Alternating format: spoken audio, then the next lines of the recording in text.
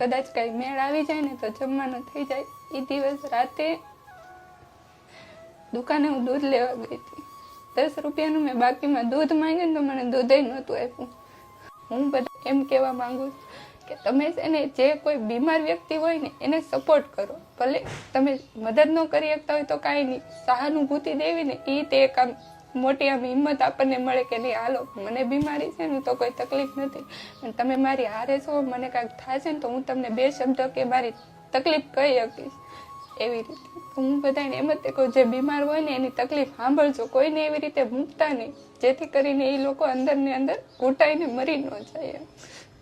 રાતે જ અમે રોતા હતા. મારા બા ને તેણી કાલની જ વાત કરું, કાલે 100 રૂપિયા દુકાનવાળા ભાઈ આગળથી લઈને ગઈ હતી. મારા બા ને દવાખાને લઈને જવાના હતા, એને મજા નહોતી. ખોટી વાત નથી, તમે દુકાને પૂછી શકો છો. 100 રૂપિયામાંથી અત્યારે 20 રૂપિયા જ પડ્યા મારી આગળ. કેટલા દિવસથી મારા આગળ પૈસા નથી.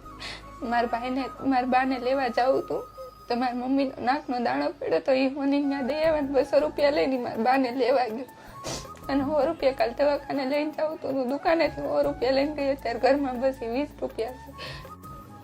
આજે તમે આવ્યા એટલે આમ એમ થઈ ગયું અંદર થોડુંક કે નહીં કોક તો છે એમ દુનિયા.